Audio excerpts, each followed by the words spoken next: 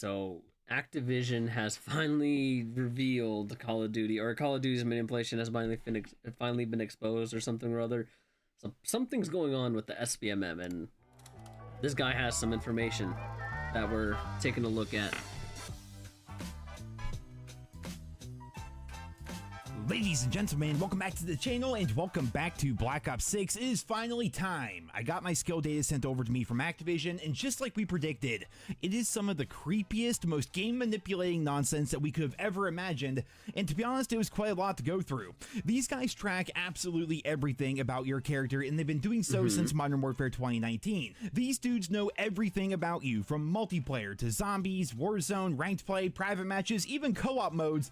Big Brother Activision is always watching, and if you're wondering why skill-based matchmaking is so thick here within Call of Duty, it's because they know everything about you and the way that you play. They then assign you a skill rating based upon that, and unless you really go out of your way to play poorly, that skill rating will stay roughly the same over time, which creates this experience where every match basically just feels the same. I've always kind of said that I don't feel like I'm playing real people. I feel like I'm playing AI versions of myself on the other team nonstop, you know, and over time, that just gets really draining, and it creates this feeling of apathy from the Call of Duty player base. Now that myself and plenty of other people are able to access their skill, occasionally I feel like as if there are times where I'm playing against real people versus not real people, but 9 times out of 10, that it's when it's real people, something's real crazy about it. We're really starting to learn more about this system and how it works and how some people are able to manipulate it. Exclusive Ace did a really good video yesterday going over some general observations, as well as asking the community to send over their data so he can do some much more thorough testing. And today I wanted to go over my own data and give my own initial thoughts and reactions to what's been going on behind the scenes. So the first thing I wanted to show here is how my skill rating changed over time. And I'm not good when it comes to making graphs or anything. I had to watch so many tutorials as to how to work all this stuff essentially. But here's how my skill rating has changed over. Wait a minute. Hold on. The blue is a skill rating.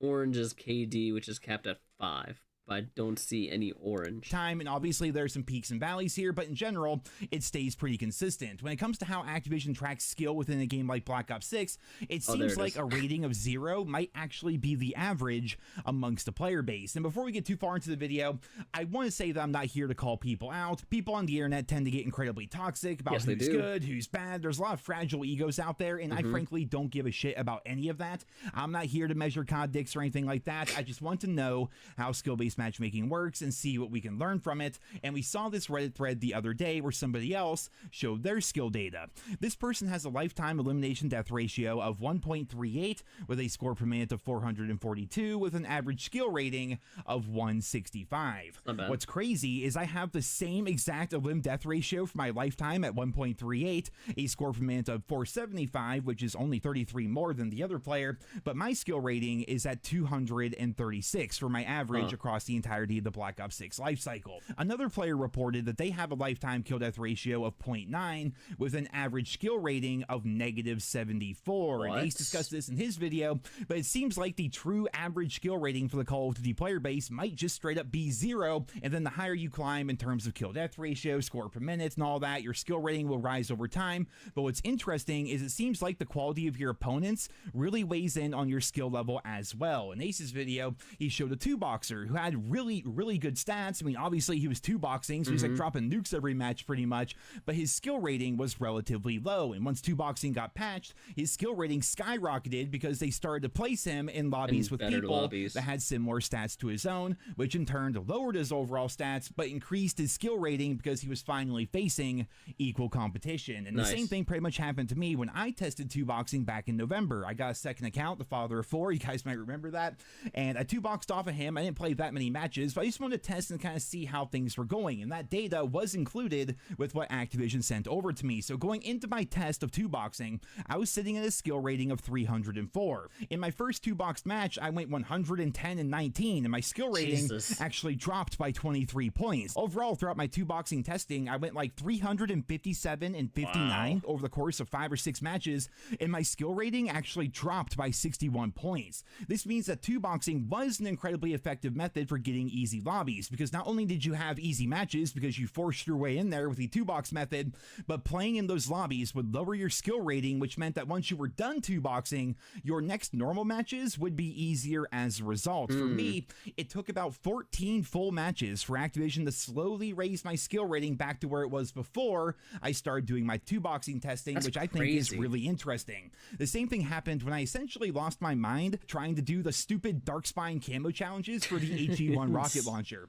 Before they changed the challenge for that rocket launcher, you had to shoot down multiple streaks in multiple different games, which is hard to do because it was a free fire launcher and nobody puts up anything besides UAVs. Correct. So the best way I figured for me to do that challenge was to essentially just feed the other team kills over and over, so they would call in their kill streaks, and then I would have a chance to shoot them down. And this would end up being that giant skill valley you guys see here in my chart. Everyone's got that. I was already on a bit of a skill rating decline because the only weapons I had left for Dark Matter were things like pistols, launchers, the baseball bat, the combat knife, you know, terrible weapons like that, like stuff that's not fun to use and stuff where you're just gonna die a whole bunch. But when I started to feed the other team kills to do my HE1 challenges, my skill rating plummeted like mad. We went to -11 to -36, -57, -95, -118, -136, until eventually we went all the way to -275 skill rating, which essentially is the polar opposite of the lobbies I'm usually playing in. And the problem with being in this low of a skill bracket was nobody on the other team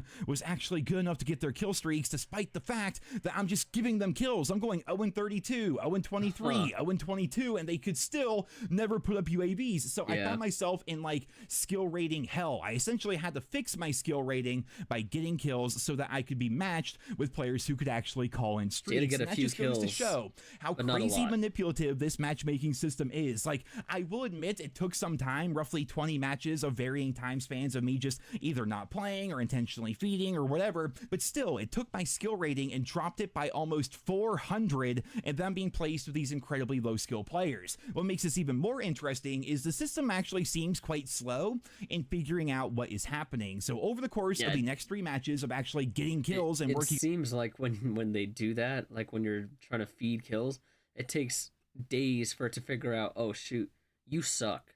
Right, we'll put you in the lower skill lobby, but by that time, you've already completed what you needed to, so now you're just getting free kills. On challenges, my skill rating went up, but it's still ranked at -202. It's like the system was figuring out that it wasn't completely terrible at the game, because I would have matches where I go 0-6 before backing out, and that would actually increase my skill rating. But by the time I was finally done with my HE1 rocket launcher challenges, my skill rating was set to -286, which so far seems to probably be the bottom of the barrel when it comes to skill ratings within Black Ops 6. Of course, we're waiting for more information from more players. We need to see data from people of all varying skill levels and everything, but -286 seems like it's pretty much towards the very bottom of the barrel.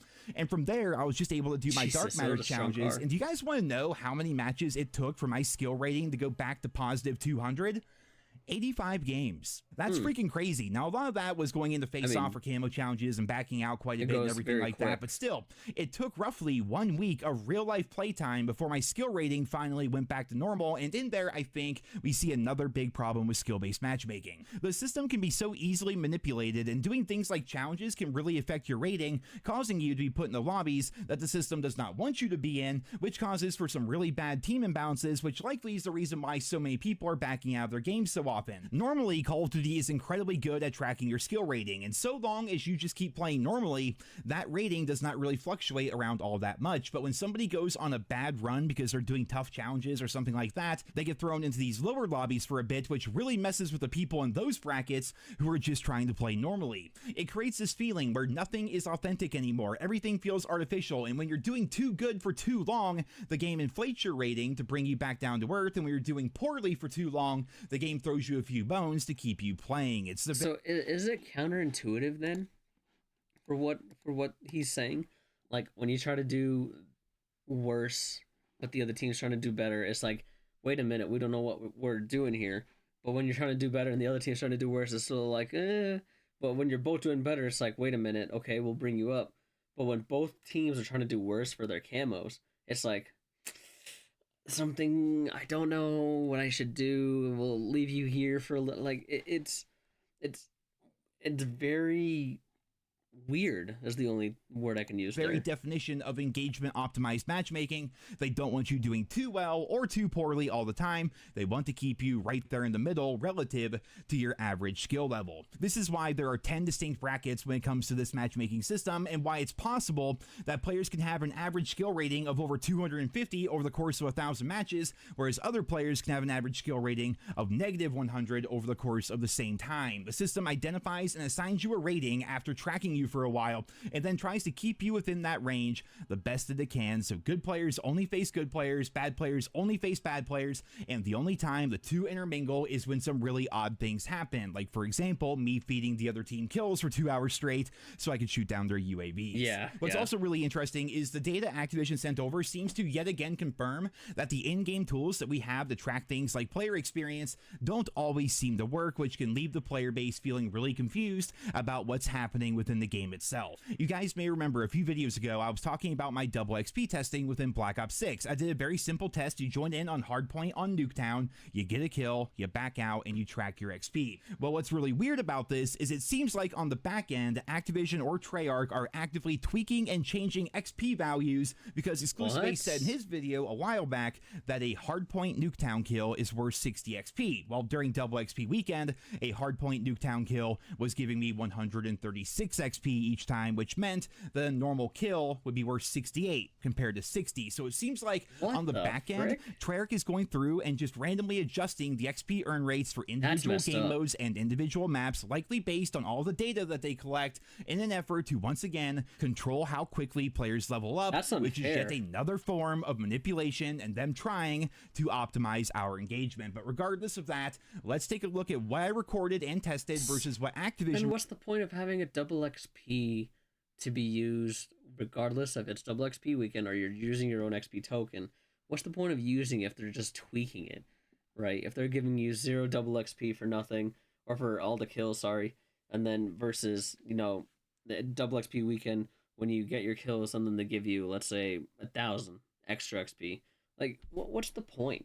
Well, what are they doing within their data? Because overall, this does really seem to make a lot of sense. 136 XP per elimination every single match, and they even seem to be accurately tracking double medal XP, because as you guys can see here on game 3, I got 186 XP, which means 136 from the kill, and then 50 from my point blank medal, which got doubled from 25 to 50. On game 6, I got my normal 136 XP, and then the additional 100 XP from my point blank and savior medals being doubled. All of this seems to actually make sense, right? Well, except for my 10th kill here, it makes 0 sense, and Activision doesn't seem to have an answer for it either. So in the data itself, this kill right here, which is a kill that includes a headshot and Kingslayer medal, only gave me 100 XP total. It's all right there in the spreadsheet. I did 87 damage, I got the kill, it logged the headshot, I got the Kingslayer medal even, but I got 100 total XP when I should have gotten 236. Like, that's really freaking creepy if you ask me. A system like this shouldn't just randomly not track your XP correctly, and my suspicion is they did not count the kill XP at all for some reason, and instead only gave me the 100 XP that I would have gotten from my 2 medals being doubled. They're randomly assigning the XP to random people at random times is what they're doing. But why? So what we can take from this is the in-game XP meter seems to be broken, and it doesn't always accurately reflect what XP is required for you to level up, especially if you're backing out of matches too quickly. What seems to happen is sometimes it looks like you got no XP whatsoever, but the next time you check, it will retroactively throw in the XP that you were missing from before, which again causes a bunch of confusion within the player base. And we also see that for some reason, and I'm not sure how common it is, but when it comes to Activision, I'm always skeptical, but I only got 100 XP for a double XP kill with 2 medals associated with it. I tracked 100 XP, Activision tracked 100 XP, and that was less than half of what should have been given out, so I really have no idea how to explain that, and it certainly doesn't look good when XP doesn't even add. So we got a kill, 100 XP, with 2 medals, or a Kingslayer at least, right? Maybe 1 more medal on a streak. Then the other one was for double XP.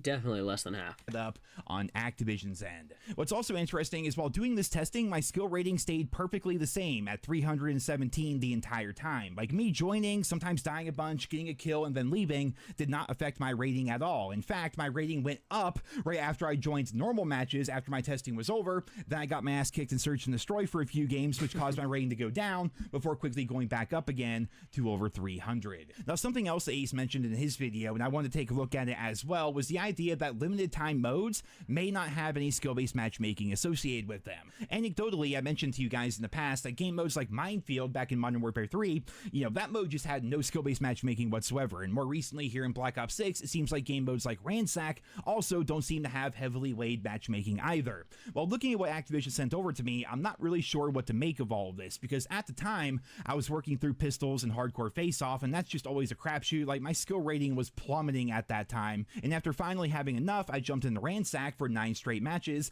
and slowly but surely, my skill rating went from 23 all the way up to 209, which is actually quite the spike. A few matches after that, I was back to the 280 skill rating areas, so it does seem like my skill rating changed quite a bit while playing a game mode like Ransack, but interestingly enough, it didn't seem to affect the overall quality of the matches themselves. Another time, I played 5 straight matches of Ransack, and my skill rating stayed virtually the same as what it was before, and then it continued to stay the same afterwards. Even though I wasn't playing that well, my rating stayed the same, so perhaps the first example was kind of skewed with my initial rating being so low, and then the game was just trying to adjust me on the back end without having it really affect the outcome of my Ransack matches. I really don't know. Like, I'm not that big of a stats guy. I try to leave that for other people, but I will say all this information has been really interesting for me, and I'm excited to see what more might come of this moving forward. Right now, Ace is gathering a ton of data from his community, and from there, we may finally be able to understand more about skill-based matchmaking and how it works and how it might be manipulated and how it can affect us as the player base.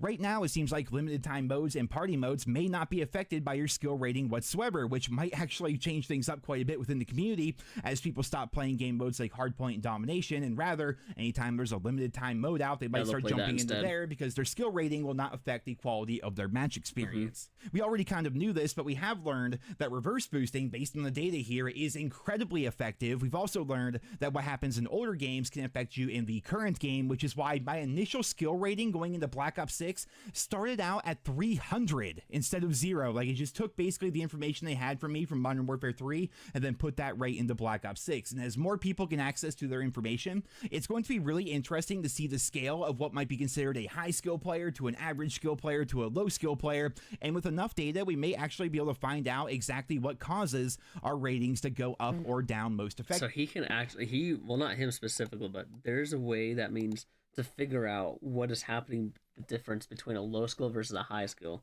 And he just has to give it to someone to do the numbers. Maybe he can do the numbers too, but if not, he can send this to someone, do the numbers, and we'll be like, oh my god, so this is what's happening.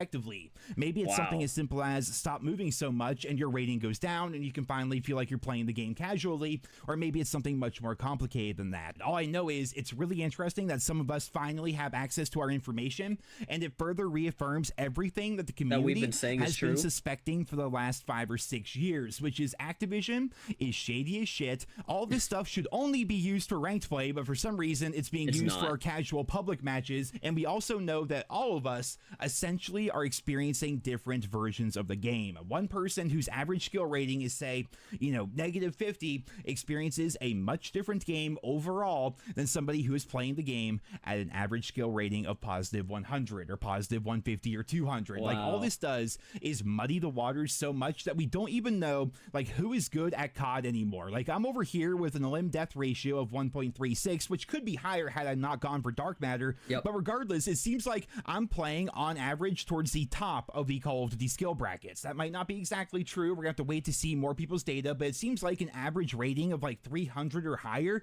would mean you're pretty much a god tier player based on what we've seen so far. So if you're somebody that's hovering around 175 to 200, then you're definitely in that top portion of the player base. So when somebody starts bragging about a certain stat or whatever, that just doesn't mean anything anymore, man. We are all playing different versions of the game. Like, oh, do you have a pretty high KD? Well, what's your average skill rating at? Oh, did you get a chopper gunner last last match? Well, what's your skill rating for that particular game and the average skill rating over the course of your last 10 to 15 games? Let's bust out the calculator and find how good you really are. You know, like, do you guys see what I'm saying here? This shit is so creepy. It's so manipulative. And like most of you, what it's caused me to feel is nothing but apathy. Like, did I do well? Cool, I probably got fed that lobby. Did I do bad? Oh, well, for some reason, that lobby was a 400 skill rating lobby, so I wasn't expected to do well whatsoever. You guys want to know what's pretty crazy here? Like, I think it was like 2 or 3 days after Black Ops 6 came out, I posted a video claiming that skill-based matchmaking in Black Ops 6 is out of control, and the gameplay I used was on Babylon, where I went a combined 56 eliminations and 44 deaths, which was exactly 100 engagements, which was exactly what Activision and Treyarch want. They always want us to feel engaged, whether or not we're having fun, as long as we're being engaged, you know. And when I go to that match in my Activision skill data here, it turns out my skill rating at that time was 396. Wow. No fucking wonder the match was sweaty as shit, and look at all the matches that followed. I was on a run there where no matter how good I did or how bad I did, the game just said, no, you're gonna be playing in the super high skill lobbies no matter what. And it was what is that? Hold on. The highest I see on this is 439. Holy. The game just said, no, you're going to be playing in the super high skill lobbies no matter what. And it was draining the play, dude. It was downright not fun whatsoever. The game just came out. It already wasn't fun, essentially. And the same thing is happening to each and every one of you each and every day to greater or lesser extents. Doesn't matter if you're a 500 skill level player or a negative 500 skill level player. You always have the same experience every single game because you're always going to be facing people of an equal skill level unless some really weird external factors happen to take place. Ladies and gentlemen, that is going to be it for this video here today. I hope you guys all enjoyed it. Leave your thoughts and feedback and all this down there in the comments. Apologies if it was a bit of a boring one considering we're just going over numbers and stats and whatnot, but it's one of those things that we waited a long time for. I got the data and we got some really interesting information out of it, so I do hope you guys all enjoyed it. Leave your thoughts and feedback down there in the comments. Thank you all so much for listening, and I hope you guys all have a wonderful day. I think the most interesting thing that he could do here is now, because he's done the multiplayer version of the SBMM, what would it look like with a Warzone's SBMM, right? Would those numbers particularly be the same, if not worse or better, right? Like, what would those numbers look like compared, so from Warzone comparison to multiplayer comparison, right? And then if you want to add into a ranked play, like, what would those three, looking at each other, like, what would it look like? Are they still doing the same shady stuff to Warzone and ranked? That would be interesting to look at. I'll have to see if he's got a video for it, but I think that would be interesting. If you think Call of Duty's been shady from the start, leave a like and drop a comment and let me know.